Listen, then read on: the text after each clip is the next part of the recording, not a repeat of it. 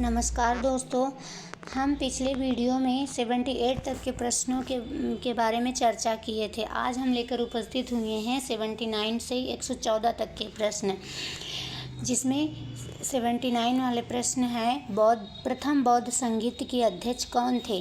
पहला ऑप्शन है वसुमित्र, दूसरा ऑप्शन है महाकश्यप, तीसरा ऑप्शन है संघर्ष, चौथा ऑप्शन है पार्श्वक, पांचवा ऑप्शन है उपयुक्त में से कोई नहीं और उपयुक्त में से एक से अधिक। तो इसका राइट आंसर होगा बी, महाकश्यप। प्रथम बौद्ध संगीत के अध्यक्ष महाकश्यप थे। 80 नंबर का क्वेश्चन है, भगवान बुद्ध के महापरिनिर्वाण के बाद पहली बौद्ध संगीत हुई थी। पहला ऑप्शन है राजगृह में, दूसरा ऑप्शन है बोध गया में, तीसरा ऑप्शन है पाटलिपुत्र में, चौथा ऑप्शन है वैशाली में और पांचवा ऑप्शन है उपयुक्त में से कोई नहीं और उपयुक्त में से एक से अधिक। तो इसका राइट आंसर होगा ए, राजगृह में। प्रथम भगवान बुद्ध के महापरिनिर्वाण के बाद पहली बौद्ध संगीत राजगृह में हुई थी।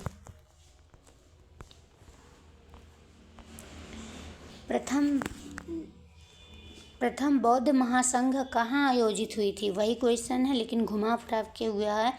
पहला ऑप्शन है पाटलिपुत्र में, दूसरा ऑप्शन है राजगृह में, तीसरा ऑप्शन है अमरावती में, चौथा है कनगन हल्ली में, पांचवा ऑप्शन है उपयुक्त में से कोई नहीं और उपयुक्त में से एक से अधिक। तो प्रथम बौद्ध महासभा राजगृह में आयोजित हुई थी।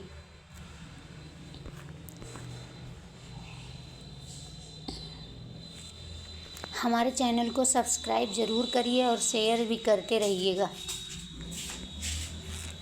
82 नंबर का क्वेश्चन है, बुद्ध के जीवन की 4 महत्वपूर्ण घटनाओं और उनसे संबंध 4 स्थानों का नीचे उल्लेख है। या 2 स्तंभों एवं 2 में स्तंभ फर्स्ट और स्तंभ 2 में अंकित है। आपको इनका सुमेल करना है। स्तंभ फर्स्ट में जन्म, ज्ञान प्राप्ति, प्रथम प्रवचन, चौथा है निधन और स्तंभ सेकंड में है सारनाथ, बोध गया और लुम्बिनी। तो जन्म कहाँ हुआ था, भगवान बुद्ध का जन्म कहाँ पे हुआ था, तो भगवान बुद्ध का जन्म लुम्बिनी में हुआ था। भगवान बुद्ध का जन्म लुम्बिनी में हुआ था। भगवान बुद्ध को ज्ञान प्राप्ति बोध गया में हुआ था और प्रथम प्रवचन इन्होंने सारनाथ में दिया था और निधन इनका कुशीनगर में हुआ था। तो इसका राइट आंसर होगा 3, 2, 1, 4 3, 2, 1, 4 यानी कि आंसर नंबर सी।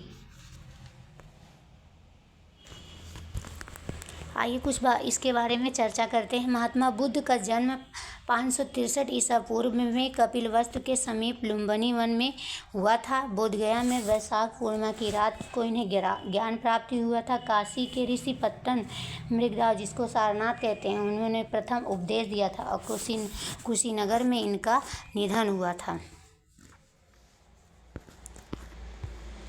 83 नंबर का क्वेश्चन है, गौतम बुद्ध का जन्म कहाँ हुआ था। तो अभी हमने पढ़ा कि गौतम बुद्ध का जन्म लुम्बिनी में हुआ था। आंसर नंबर सी।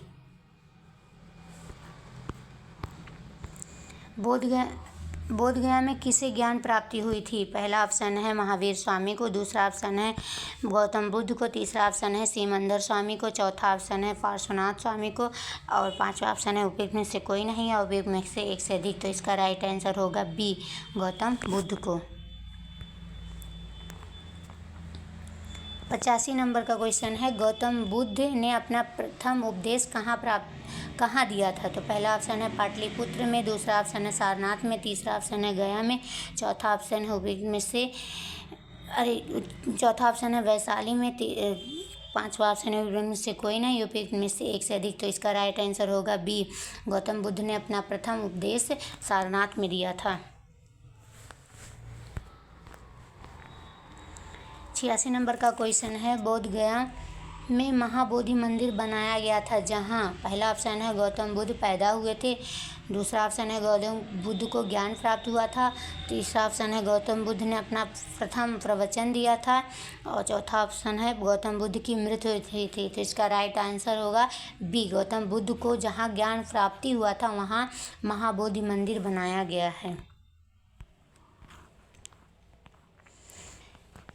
87 नंबर का क्वेश्चन है, गौतम बुद्ध को एक देवता का स्थान किस राजा के युग में प्राप्त हुआ? पहला ऑप्शन है अशोक, दूसरा ऑप्शन है कनिष्क, तीसरा ऑप्शन है चंद्रगुप्त विक्रमादित्य, चौथा ऑप्शन है हर्ष। तो इसका राइट आंसर होगा बी। इसका राइट आंसर होगा बी। इसके बारे में कुछ चर्चा करते हैं। कनिष्क के शासनकाल में संपन्न चतुर्थ बौद्ध संगीति में बौद्ध धर्म हीनयान और महायान दो स्पष्ट और स्वतंत्र संप्रदायों में विभक्त हो गया। महायान शाखा में बुद्ध को देवता माना गया और उनकी पूजा की न जाने लगी, लेकिन हीनयान में ये सब उससे अलग था। वहाँ कोई भी मूर्ति की पूजा नहीं होती थी। 88 नंबर का क्वेश्चन है, ईसा पूर्व 6ठी सदी में विश्व की प्रथम गणतंत्रात्मक व्यवस्था कहाँ थी? पहला ऑप्शन है वैशाली में, दूसरा ऑप्शन है एथेंस में, तीसरा ऑप्शन है स्पार्टा में, चौथा ऑप्शन है पाटलिपुत्र में। तो इसका राइट आंसर होगा ए, वैशाली में। ईसा पूर्व 6ठी सदी में विश्व की प्रथम गणतंत्रात्मक व्यवस्था वैशाली में थी। कुछ उसके बारे में चर्चा करते हैं। ईसा पूर्व 6ठी सदी में विश्व की प्रथम गणतंत्रात्मक व्यवस्था वैशाली में थी। वस्तुतः 6ठी सदी में जहां महाजनपदों में राजतंत्रात्मक शासन व्यवस्था थी, वहीं वज्जी तथा मल्ल नामक दो राज्यों में गणतंत्रात्मक शासन व्यवस्था प्रचलित थी। वज्जी 8 राज्यों का एक संघ था, जिसमें वैशाली के लिच्छवी सर्वाधिक शक्तिशाली थे।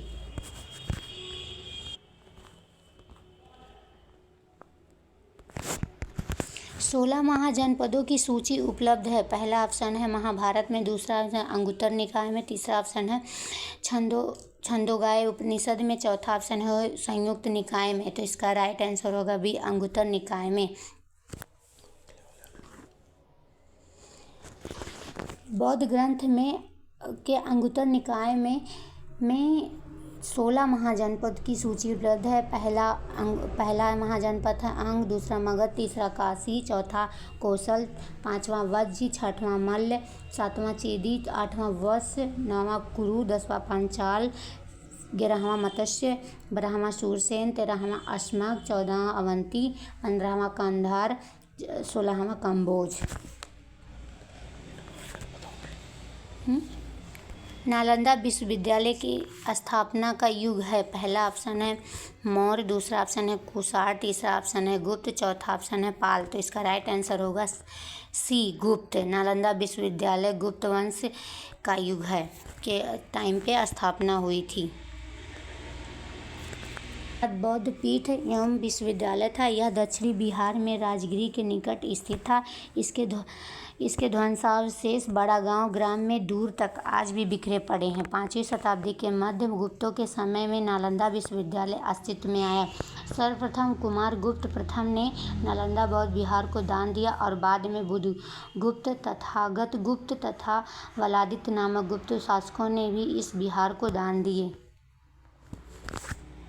नालंदा विश्वविद्यालय किस लिए विश्व प्रसिद्ध था? पहला ऑप्शन है चिकित्सा विज्ञान के लिए, दूसरा ऑप्शन है तर्कशास्त्र के लिए, तीसरा ऑप्शन है बौद्ध धर्म दर्शन के लिए, चौथा ऑप्शन है रसायन विज्ञान के लिए।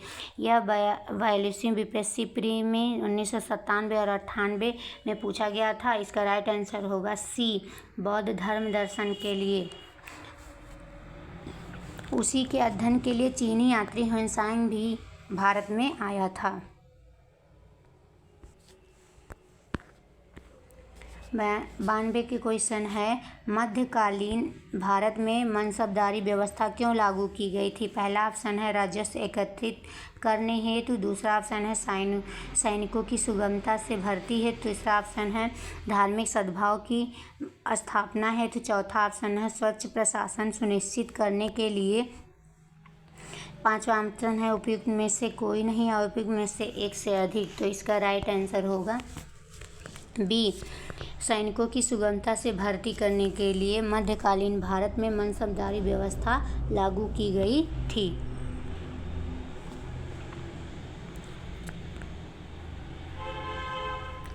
93 का क्वेश्चन, नीचे दो वक्तव्य दिए गए हैं जिसमें एक कथन ए और दूसरा कारण आर है, दोनों को ध्यानपूर्वक पढ़ें। कथन ए, 12वीं शताब्दी के अंत तक नालंदा महाविहार का पतन हो गया। ए और आर वाला है, कारण है महाविहार को राजकीय प्रशय मिलना बंद हो गया था। उपयुक्त दोनों वक्तव्यों के संदर्भ में कौन सा सही है? पहला ऑप्शन है दोनों, ए और आर दोनों सही है। आर ए की सही व्याख्या करता है।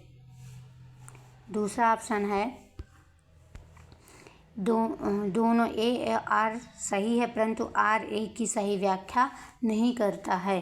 तीसरा ऑप्शन है ए सही है परंतु आर गलत है। चौथा ऑप्शन है ए गलत है परंतु आर सही है। तो इसका राइट आंसर होगा बी, दोनों, ए और आर दोनों सही है परंतु आर ए की व्याख्या नहीं करता। 94 का क्वेश्चन है, प्रथम बौद्ध मगध साम्राज्य का उत्कर्षण किस शताब्दी में हुआ था? पहला ऑप्शन है ईसा पूर्व 4वीं शताब्दी में। दूसरा ऑप्शन है ईसा पूर्व 6वीं शताब्दी में। तीसरा ऑप्शन है ईसा पूर्व 2वीं शताब्दी में। चौथा ऑप्शन है ईसा पूर्व 1ली शताब्दी में। तो इसका राइट आंसर होगा बी, ईसा पूर्व 6वीं शताब्दी में। प्रथम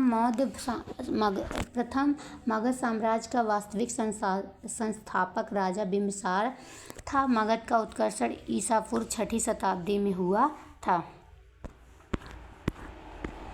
मगध की राजधानी कौन सी थी? पहला ऑप्शन है पाटलिपुत्र, दूसरा ऑप्शन है वैशाली, तीसरा ऑप्शन है गिरिव्रज राजगिरी, चौथा ऑप्शन है चंपा। तो इसका राइट आंसर ए और सी दोनों होगा, क्योंकि मगध की राजधानी ए भी थी, पाटलिपुत्र भी थी और गिरिव्रज थी। पहले राजगिरी को बनाया गया, फिर बाद में राजगिरी को चेंज करके पाटलिपुत्र को बनाया गया।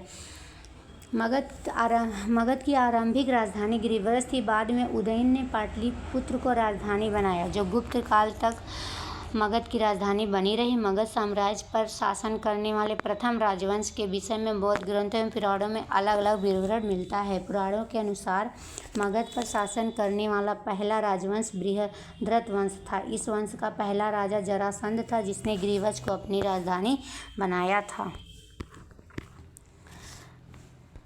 प्राचीन महाजनपद मगध की प्रथम राजधानी कौन सी थी? पहला ऑप्शन है पाटलिपुत्र, दूसरा ऑप्शन है वैशाली, तीसरा ऑप्शन है चंपा, चौथा ऑप्शन है अंग, पांचवा ऑप्शन है उपयुक्त में से कोई नहीं या उपयुक्त में से एक से अधिक। तो इसका राइट आंसर होगा ई।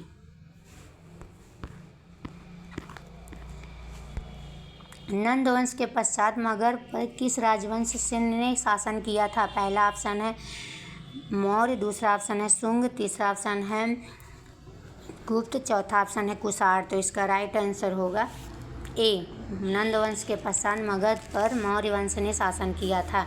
नंद वंश की स्थापना शिशुनाग वंश का अंत करके की गई थी। नंद वंश में कुल 9 राजा थे। पहला उग्रसेन, जिन्हें पुराणों में महापद्म कहा गया, दूसरा पंडुक, तीसरा पंडुगति, चौथा भूतपाल, पांचवा राष्ट्रपाल, छठवां गोविषाणक, सातवां दशसिद्धक, आठवां कैवर्त, नौवां धननंद।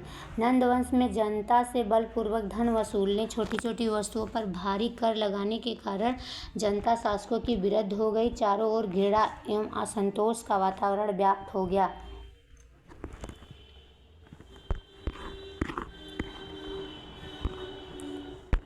जिसके ग्रंथ में चंद्रगुप्त मौर्य का विशिष्ट रूप से वर्णन हुआ था वह है, पहला ऑप्शन है भास, दूसरा ऑप्शन है शूद्रक, तीसरा ऑप्शन है विशाखदत्त, चौथा ऑप्शन है अशोघस। तो इसका राइट आंसर होगा सी, विशाखदत्त। विशाखदत्त मुद्रा राक्षस से चंद्रगुप्त मौर्य के विषय में विस्तृत सूचना प्राप्त होती है। विशाखदत्त द्वारा लिखी गई मुद्रा राक्षस है। इस ग्रंथ में चंद्रगुप्त मौर्य को नंदराज का पुत्र माना गया है। मुद्रा राक्षस में चंद्रगुप्त को वृषल तथा कुलहीन भी कहा गया है। 18वीं शताब्दी में धुंडीराज ने मुद्रा राक्षस पर टीका लिखा। मुद्रा राक्षस के अतिरिक्त विशाखदत्त के नाम से 2 अन्य रचनाओं का भी उल्लेख है। पहला है देवी चंद्रगुप्त, दूसरा अभिसारिका वंचितक। मुद्रा राक्षस का लेखक निम्न में से कौन है? पहला ऑप्शन है अश्वघोष, दूसरा ऑप्शन है विशाखदत्त, तीसरा ऑप्शन है कालिदास, चौथा है भास। तो इसका राइट आंसर होगा बी। अभी हमने चर्चा किया मुद्रा राक्षस के लेखक विशाखदत्त हैं। निम्नलिखित में से मगध का कौन सा राजा सिकंदर महान के समकालीन थे? पहला ऑप्शन है महापद्मनंद, दूसरा ऑप्शन है धनानंद, तीसरा ऑप्शन है सुकल्प, चौथा ऑप्शन है चंद्रगुप्त मौर्य। तो इसका राइट आंसर होगा बी। धनानंद सिकंदर महान के समकालीन थे। धनानंद ऐसे राजा हैं जो सिकंदर महान के समकालीन थे।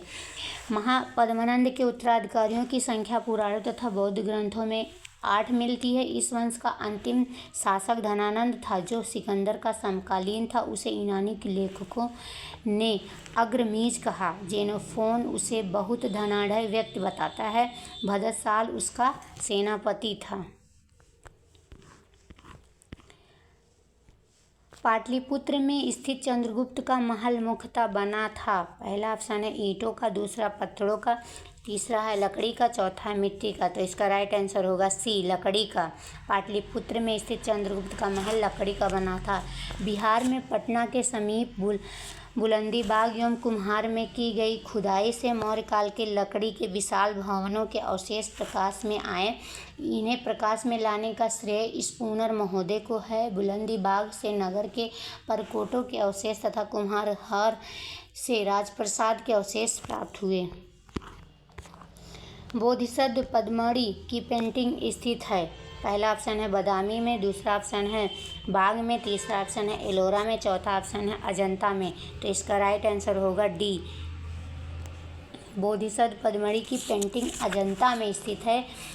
यह असाधारण भित्ति चित्र प्रारंभिक मध्ययुगीन भारत का है जो अजंता के चट्टानों को काट कर बनाए गए बौद्ध मठ के आंतरिक भाग में संरक्षित है। यह राजसी और दैवीय स्थिति दोनों के संकेतक के रूप में पहने जाने वाले विस्तृत मुकुटों का सबसे पहला दृश्य प्रमाण प्रदान करता है।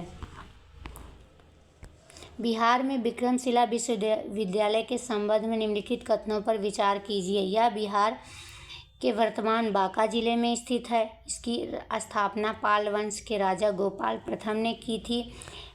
तीसरा है बौद्ध धर्म का वज्रयान संप्रदाय यहाँ फला फूला। चौथा है यहाँ खगोल विज्ञान, तर्कशास्त्र, कानून, व्याकरण एवं दर्शन जैसे अन्य विषय भी पढ़ाए जाते थे। तो इसका राइट आंसर होगा ए। इसका राइट आंसर होगा ए। 1 और 2 दोनों गलत हैं। एक में कहा गया है कि यह बिहार में स्थित है, तो यह भागलपुर जिले या बिहार के बांका में जिले में स्थित है, तो ये गलत है। यह बिहार के भागलपुर जिले में स्थित है। दूसरा ऑप्शन है इसकी स्थापना पाल वंश के राजा गोपाल प्रथम ने की थी, तो इसकी स्थापना धर्मपाल ने की थी। इसकी स्थापना धर्मपाल ने की थी, तो यानी कि ये दोनों गलत है। तीसरा है बौद्ध धर्म का वर्जयान संप्रदाय यहाँ फला फूला, ये सही है। चौथा यहाँ खगोल विज्ञान, तर्कशास्त्र, कानून, व्याकरण एवं दर्शन जैसे अन्य विषय भी पढ़ाए जाते हैं, यह भी सही है। विक्रमशिला विश्वविद्यालय किनके द्वारा स्थापित किया गया? तो जैसा कि हमने अभी चर्चा किया, यह किसके द्वारा स्थापित किया गया? यह धर्मपाल के द्वारा स्थापित किया गया।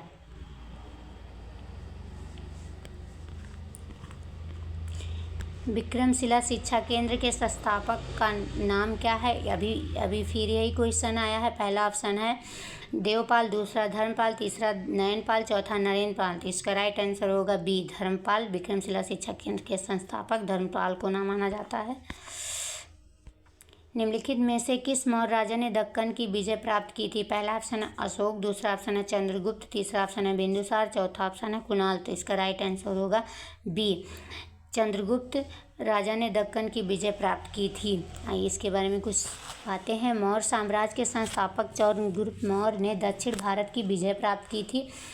इस संदर्भ में अशोक के अभिलेखों जैसे जैन तथा तमिल साक्ष्यों से जानकारी प्राप्त होती है। दक्षिण भाग के अनेक स्थलों में अशोक के अभिलेख प्राप्त हुए, किंतु अशोक ने एकमात्र कलिंग विजय ही की थी। अतः ऐसी स्थिति में दक्षिण में विजय का श्रेय हमें चंद्रगुप्त मौर्य को ही देना पड़ेगा क्योंकि बिंदुसार की विजय अत्यंत संदिग्ध है एवं इतिहास में उन्हें एक विजेता के रूप में स्मरण नहीं किया जाता है।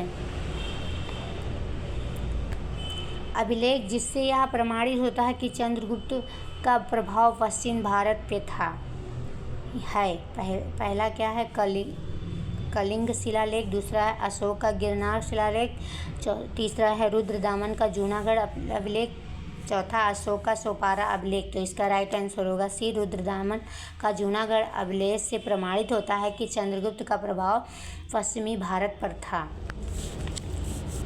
कुछ ध्यान से सुनते हैं। रुद्रदामन के जूनागढ़ अभिलेख से यह ज्ञात होता है कि चंद्रगुप्त मौर्य के सौराष्ट्र स्थित प्रांतीय शासक पुष्यगुप्त ने वहां सुदर्शन झील बनवाई थी।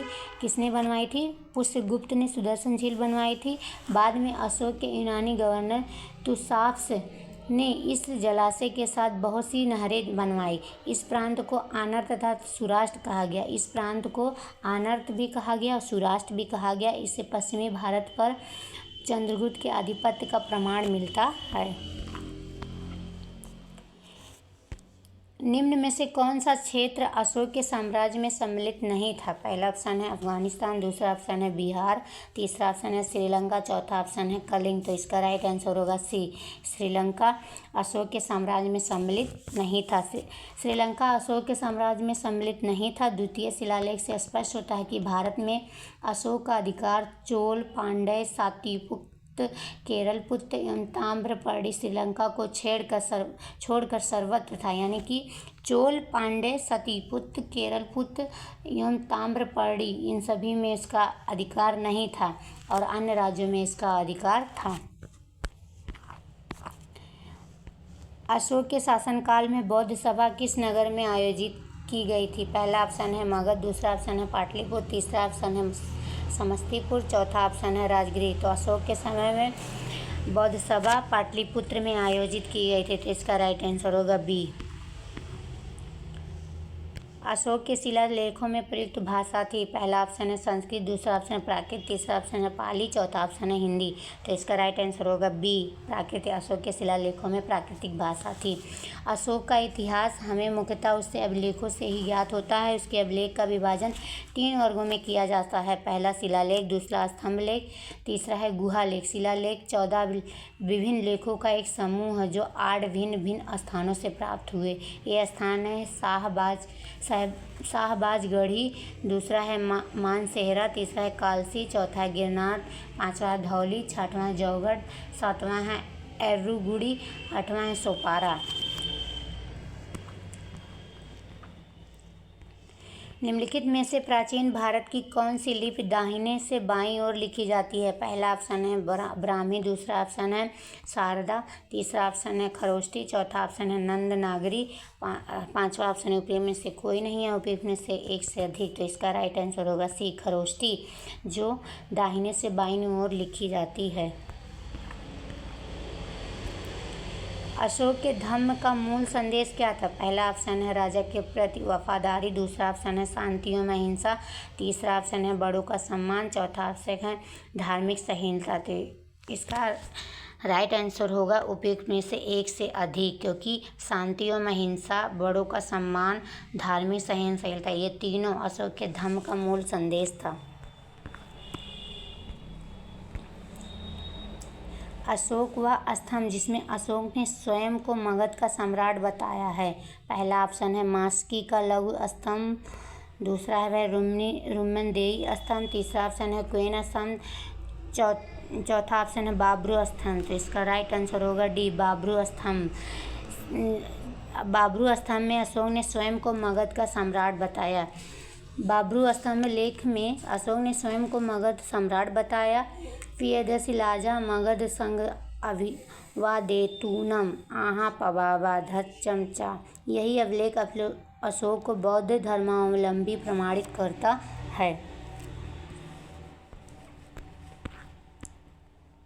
हमारा लास्ट क्वेश्चन है, आप अपने शिलालेखों में अशोक सामंता किस नाम से जाने जाते हैं? पहला ऑप्शन है चक्रवर्ती, दूसरा ऑप्शन है प्रियदर्शी, तीसरा ऑप्शन धर्मदेव, चौथा ऑप्शन धर्मकृत, पांचवा प्रश्न है, उपयुक्त में से कोई नहीं या उपयुक्त में से एक से अधिक। तो इसका राइट आंसर होगा बी, प्रियदर्शी। अपने शिलालेखों में अशोक सामंता प्रियदर्शी के रूप में जाने जाते हैं। अशोक के अभिलेखों में सर्वथा उसे देवानंदप्रिय, देवानापियदर्शी तथा राजा आदि को उपाधियों से संबोधित किया गया है। पुराणों में उसे अशोक वर्धन भी कहा गया है। आज के प्रश्न तक का हमें यहीं तक हमारे चैनल को सब्सक्राइब जरूर करिए।